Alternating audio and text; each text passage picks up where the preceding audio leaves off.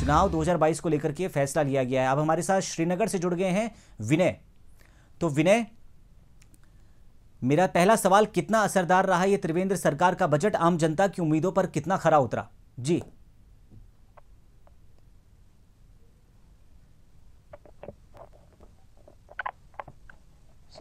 57,000 करोड़ का ये बजट आज पेश किया गया है। जी रोजगार सृजन की सबसे बड़ी चुनौती उत्तराखंड सरकार के सामने होगी, जी क्योंकि कोरोना का ये काल भी है। तो चिकित्सा क्षेत्र को मजबूत करना भी एक सरकार की सबसे बड़ी प्राथमिकताओं में रहेगा।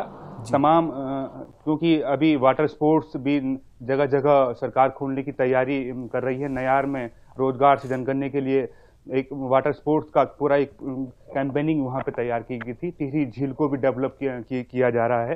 तो तमाम जी, अब क्योंकि ये जो बजट था वो लोक निभावन बजट भी है, क्योंकि 2022 में चुनाव भी आने वाले हैं, नजदीक चुनाव है। तो जनता का ध्यान इस बजट की तरफ रहे और इस बजट से कहीं ना कहीं भाजपा को बेनिफिट हो, इस पे भी इस बजट में देखने को हम लोगों को मिला है। हमारे साथ वरिष्ठ राजनीति शास्त्र के राजनीति विज्ञान के प्रोफेसर हैं MM सेमवाल जी। हम उनसे जानने की कोशिश करेंगे कि वो इस बजट को किस तरह से देख रहे हैं।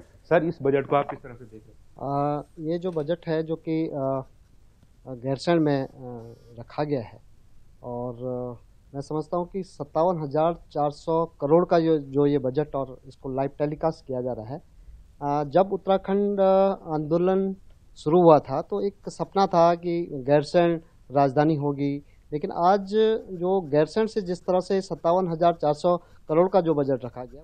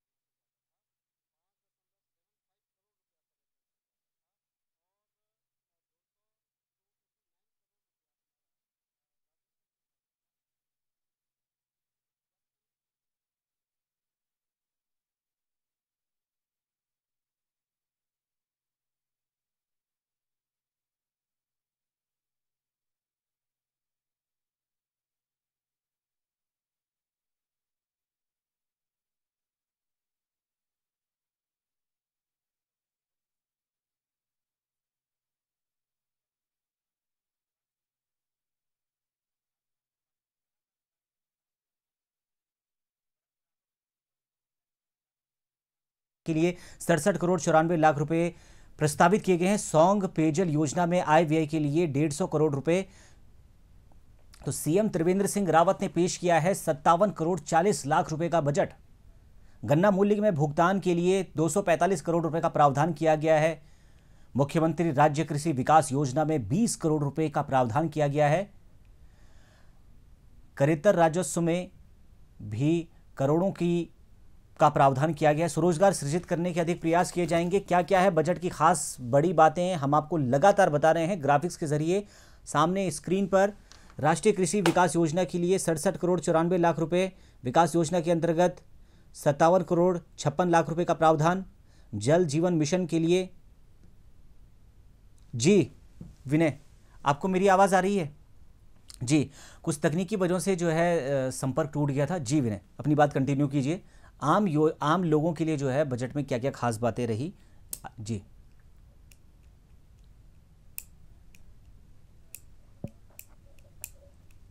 गौरव, रोजगार सृजन सबसे बड़ी चुनौती सरकार के सामने होगी, क्योंकि कोरोना का ये दौर है। तमाम प्रवासी उत्तराखंड लौट के आए हैं, तो सबसे बड़ी चुनौती रोजगार को लेके होगी। साथ में एक बड़ा तबका उत्तराखंड में युवाओं का है, जो रोजगार की आस में आज भी सरकार की तरफ आंख लगाए हुए हैं। हमारे साथ वरिष्ठ राजनीतिक शास्त्र के प्रोफेसर MM सेमवाल जी हैं, जो उत्तर प्रदेश के समय से लेके आज उत्तराखंड का बजट प्रस्तुत हुआ है। इस बजट, उन तमाम बजटों को देख रहे हैं। सर किस तरह से देख रहे हैं आज का जो बजट था? आज का जो बजट है जो कि गैरसैंण से रावत सरकार ने रखा है, और 57,400 करोड़ का ये बजट रखा गया है। हमें याद है कि जब हम उत्तराखंड आंदोलन कर रहे थे पृथक राज्य का निर्माण के लिए जो आंदोलन चल रहा था, उस समय गैरसैंण राजधानी के बारे में एक कल्पना थी, एक सोच थी, एक सपना था। आज वहाँ से जिस तरह से बजट लाइव दिखाई दे रहा है और हमारे मुख्यमंत्री के द्वारा इसको लाइव टेलीकास्ट किया गया है, तो मुझे याद है कि 1993-94 में जो जब आंदोलन चल रहा था, तो उस समय जो बजट हम देखते थे कि उत्तर प्रदेश में जो पर्वतीय हिस्सा था, जिसको हम आज उत्तराखंड कह रहे हैं, यहाँ से जो राजस्व जाता था, जिसमें कि 1252 करोड़ रुपया जल विद्युत परियोजनाओं से जाता था, 5.75 करोड़ रुपया हमारा पर्यटन से जाता था, 289 करोड़ रुपया हमारा केवल और केवल राजस्व से जाता था, और 183 करोड़ रुपया हमारा फल सब्जी से जाता था, वन संपदा से लगभग 80 करोड़ जाता था। टोटल 1977.75 करोड़, लगभग आप ये मान के चले कि 2000 करोड़ का जो राजस्व था वो उत्तराखंड से उत्तर प्रदेश को जाता था। तो हमने कहा था कि हमारा जब राज्य का निर्माण होगा तो हम सस्टेन करेंगे, और इसकी एवज में हमको 455 करोड़ रुपया हमारी हिस्सेदारी आती थी, जिसमें कि 255 करोड़ उत्तर प्रदेश देता था और 200 करोड़ केंद्र सरकार के द्वारा इस पर्वतीय हिस्से को दिया जाता था, जबकि हमारे यहाँ से लगभग 2000 करोड़ रुपया हम टैक्स देते थे, राजस्व जाता था। आज हमारा जो 455 करोड़ से आज हम 57,400 करोड़ पे हमारा बजट पहुंच गया है। और इस बजट में जो खास बातें हैं, जिसमें कि मेडिकल की बात की, जैसे आपने कोरोना की बात कहा, तो इसमें जो 3000 से ऊपर का जो मेडिकल के लिए रखा गया, उत्तराखंड के पहाड़ी हिस्सों की जो सबसे बड़ी समस्या है वो स्वास्थ्य है, स्वास्थ्य सुविधाएं, खास करके जो हेल्थ गवर्नेंस है उस पर जोर देने की आवश्यकता है। और इसके लिए जो बजट रखा गया, या हम शिक्षा में देख रहे हैं कि 9450 करोड़ का बजट रखा गया है, ये भी अच्छा है, एक संतुलित बजट है। शिक्षा है, पर्यटन है, और किसानों के लिए जैसे इसमें किसानों की आय दोगुनी करने का प्रावधान 2022 तक रखा गया है। मेरा ये मानना है कि जब उस समय भी हमने राज्य के निर्माण की बात की थी, तो उस समय भी हमने कहा था कि हम एक हर्बल स्टेट बनाएंगे। तो आज हम हर्बल की जब हम बात करते हैं, जो खास करके जो हमारे जड़ी बूटी है, जड़ी बूटी पे हम कैसे उसको बढ़ावा, उसको विकसित करें, कृषिकरण पे हमें कैसे उसको बढ़ाएं, क्योंकि रोजगार का जो सीधा संबंध है कि हम यहाँ के जो लोग हैं, जब तक यहाँ के लोग यहाँ नहीं रुकेंगे, यहाँ जो प्रोडक्ट नहीं बनेंगे, यहाँ पे उसकी मार्केटिंग नहीं हो पाएगी, क्योंकि जब आदमी उसका खर्च करेगा तभी होगा, तभी आमदनी होगी। तो हर्बल स्टेट का जो कंसेप्ट था, उसमें आज भी ज़रूरत है कि जो हमारे जो उत्तराखंड के जो खास करके उच्च हिमालय जो जनपद हैं, उनमें जड़ी बूटी खेती पे विशेष जोर दिया जाना चाहिए। जो ट्रेडिशनल मेडिसिनल सिस्टम है, जो हमारा पारंपरिक ज्ञान है, उस पारंपरिक ज्ञान की जो हमारी धरोहर है, उसको कैसे सजोएं, कैसे डॉक्यूमेंट करें, उसका डॉक्यूमेंटेशन कैसे करें, इस पे जोर देना चाहिए। और जैसे कि एजुकेशन पे भी सरकार ने जो खर्च करने की बात की है कि 9450 करोड़, हम समझते हैं कि उत्तराखंड, चाहे हमारे मसूरी है, नैनीताल है, देहरादून है, ये ऑल पहले से ही हमारे एजुकेशन पब्लिक स्कूल्स के बहुत अच्छे सेंटर्स हैं, लेकिन हम इसको एक एजुकेशन हब के रूप में इसको कैसे और विकसित करें, कैसे हम क्वालिटेटिव एजुकेशन दें, कैसे हम और ऐसे जो सेंटर्स हैं कैसे हम डेवलप कर रहे हैं, खास करके हमें जो ट्रेनिंग सेंटर्स और किस तरह से हम डेवलप कर रहे हैं। तीसरी बात जो इसमें मैं आज, जैसे कि विनय, मेरा इसी को लेकर के सवाल है, जैसा कि MM सिमवाल जी बता रहे हैं कि सोर्स ऑफ इनकम, हम व्यय की तो बात कर रहे हैं, लेकिन सोर्स ऑफ इनकम कहां से आएगा? क्योंकि हमारे प्रदेश में खनन, विनय आपको मेरी आवाज आ रही है, खनन और शराब, ये ही आय के प्रमुख स्रोत हैं। क्या त्रिवेंद्र सरकार ने अपने बजट में सोर्स ऑफ इनकम का भी जिक्र किया है कि हम सोर्स ऑफ इनकम कैसे बढ़ाएं? क्योंकि सरकार पर लगातार जो कर्ज है वो बढ़ता जा रहा है, ब्याज जो है लगातार बढ़ता जा रहा है। ऐसे में ब्याज कम करने के लिए, कर्ज को कम करने के लिए, राजकोष है उसको राहत देने के लिए सोर्स ऑफ इनकम को बजट में क्या शामिल किया गया है? क्या क्या चीज़ें हैं? पर्यटन है, शिक्षा है, तमाम चीज़ें हैं। तो उसको लेकर के क्या मुख्यमंत्री त्रिवेंद्र सिंह रावत ने बजट में कुछ चीज़ें जोड़ी हैं? जी विनय। हमारे यहाँ तो रिलीजियस टूरिज्म है, इस पे हमारी सरकारों को बहुत ध्यान देने की आवश्यकता है। इसके अलावा हमारे पास ऑर्गेनिक फार्मिंग की जो बात हो रही है, उसके लिए सरकारें प्रयास कर रही हैं, और ख़ास करके जैसे कि अभी सरकार ने जो स्किल डेवलपमेंट का जो कंसेप्ट लाई थी, उस कंसेप्ट को और मजबूती के साथ विकसित करने, छोटे-छोटे सेंटर हम बनाएँ और उसको करें। स्किल डेवलपमेंट हम पे जोर देना पड़ेगा।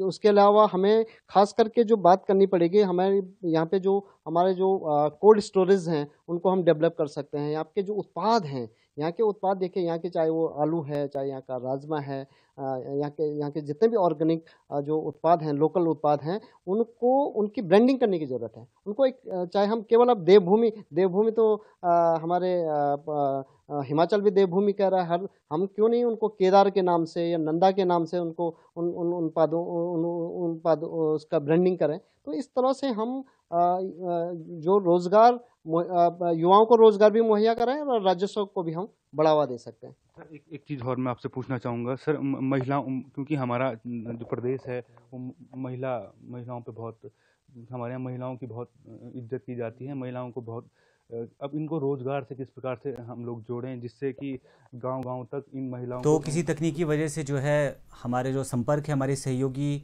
विनय से कट गया है। हमारे जी यहाँ पे विनय एग्रीकल्चर लैंड कहते हैं, हमारे पास 13% है, और ख़ास करके अगर हम पहाड़ी ज़िलों में देखें तो हमारे पास लगभग 4% एग्रीकल्चर लैंड है। हमको तो कुछ ना कुछ इनके जो महिलाओं के लिए कुछ ट्रेनिंग इस तरह के देने पड़ेंगे। उनको जो अभी सरकार के जो स्कीम्स हैं, स्वयं सहायता समूह हैं, इस तरह के हमको उनको प्रशिक्षित करना पड़ेगा। ख़ास करके आप देख रहे हैं कि जैसे यहाँ पे हमारे यहाँ इतने केदार, बद्रीनाथ, चारों धाम है, हम फ्लोरिकल्चर पे हमको बहुत ज़्यादा जोर देना पड़ेगा, क्योंकि हमारे यहाँ आज भी बद्रीनाथ और केदारनाथ में हम जो उस तरह की जो आर्टिफिशियल मालाएँ, आर्टिफिशियल फ्लावर्स हम चढ़ाते हैं, क्यों नहीं हम उसको डेवलप कर रहे हैं। इस तरह की बहुत सारी उनके सशक्तिकरण के लिए, उनको ट्रेनिंग देने के लिए सरकार की और केंद्र सरकार की जो योजनाएं हैं, उनको हमें वहाँ तक पहुँचाना पड़ेगा। खासकर यहाँ पे जो सबसे बड़ी दिक्कत आ रही है हमारे प्रदेश में, वो दिक्कत आ रही है कि नीतियाँ तो हैं, लेकिन वो नीतियों को कैसे एग्जीक्यूट करें। यहाँ जो पूरा जो ब्यूरोक्रेसी का जो सेटअप है, उसको बदलना पड़ेगा। वो जो लाल फीताशाही है, उसको बदलने की आवश्यकता है। इसमें पॉलिटिकल विल की ज़रूरत है। हमारे जो हमारी कार्य संस्कृति है, उसको बदलने की आवश्यकता है।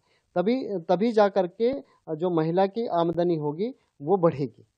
तो हमारे यहाँ हम ये भी देख रहे हैं, केंद्र की सबसे बड़ी योजना यहाँ पे चल रही है, ऋषिकेश कर्णप्रयाग रेल लाइन यहाँ पे चलाई जा रही है। साथ साथ ऑल वेदर रोड का काम भी यहाँ पे किया जा रहा है। लेकिन हम इसमें कई बार ये भी देखते हैं कि इसमें कई बार पर्यावरण को लेके भी काफ़ी चीज़ें बोली जाती हैं कि पहले हमें पर्यावरण को देखना चाहिए, उसके बाद इन सब कार्यों को करना चाहिए। तो इन चीज़ों को आप किस तरह से देखना है सर? निश्चित रूप से हमारा जो प्रदेश है बहुत सेंसिटिव है, पर्यावरण के उससे भी सेंसिटिव है। हमारे अर्थक्वेक और तमाम लैंडस्लाइड भी सबसे ज़्यादा होते हैं, अब बहुत सारी घटनाएं होती हैं।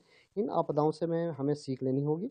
हमें यहाँ का जो पर्यावरण और जो यहाँ की इकोलॉजी है, उसको मद्देनज़र रखते हुए ही यहाँ डेवलपमेंट करना होगा। खास करके हायर हिमालय में तो हमें बहुत सोचना होगा। खास करके जो हमारे तमाम जो हम इतने बड़े बड़े जो प्रोजेक्ट्स बन रहे हैं, आप ये देखें कि हमारे यहाँ इतने हाइड्रो प्रोजेक्ट्स बन रहे हैं, और बहुत सारे प्रोजेक्ट्स जो है न्यायालय में लंबित भी हैं।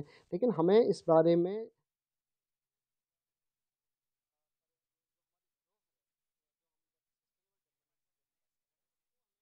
जो सेमवाल हैं, राजनीतिक विज्ञान के प्रोफेसर, उन्हें तमाम जानकारी दी, बताया कि आम लोगों के लिए जो बजट है वो किस प्रकार से रहेगा, क्या रहा।